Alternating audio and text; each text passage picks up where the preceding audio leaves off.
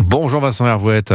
Bonjour Dimitri, bonjour à tous. Vincent, ce matin on fait le point sur l'Ukraine alors que se réunit à Paris la coalition des volontaires pour apporter des garanties de sécurité une fois que la paix serait signée. Je vais employer le conditionnel. Cette paix, elle vous paraît très improbable, Vincent? Il y a le brouillard de la guerre et il y a pire, la purée de poids de la négociation. En Arabie Saoudite, les délégations s'attablent pendant des heures et au bout du marathon, elles font semblant de tomber d'accord avec les Américains sur des trêves qui s'évanouissent aussitôt qu'elles sont annoncées. Ce sont pas des trêves, c'est un rêve, celui de Donald Trump qui s'imaginait en finir avec une guerre qu'il juge ridicule, qui a poussé la Russie à sortir de ses frontières et Vladimir Poutine dans les bras de Xi Jinping. En Arabie, tout s'ensable.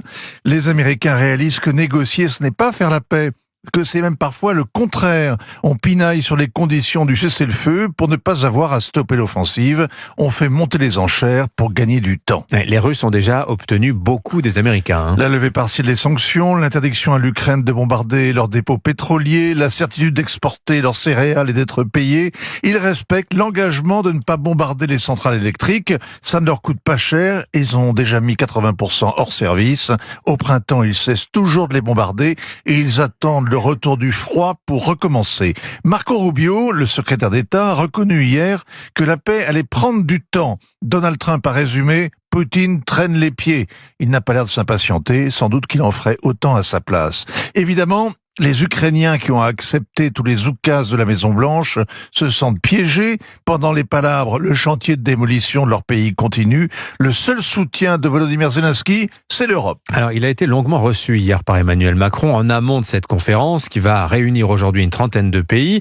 Vous avez hier suivi la conférence de presse des deux présidents. Le brouillard de la guerre, de la paix, c'est le théâtre des opérations. À l'Élysée hier, c'était plutôt le théâtre aux armées.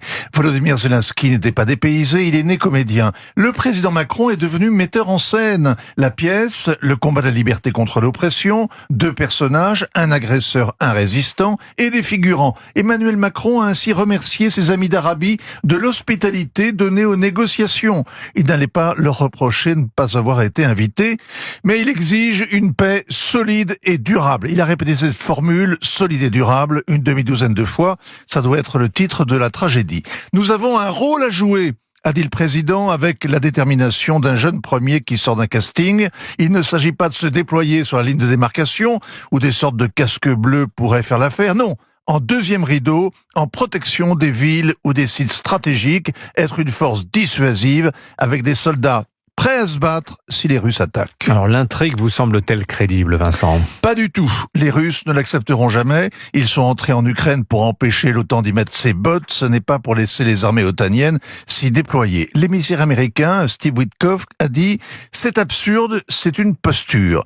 Alors c'est vrai que cette surenchère martiale, ce discours qui sent la poudre, tient de la posture, mais il n'est pas absurde. Il prépare l'opinion française aux arbitrages douloureux que le réarmement de l'Europe va imposer, et ça c'est une autre tragédie. Absolument. Signature Europe 1, ainsi va le monde. Vincent Hervouette. Merci Vincent.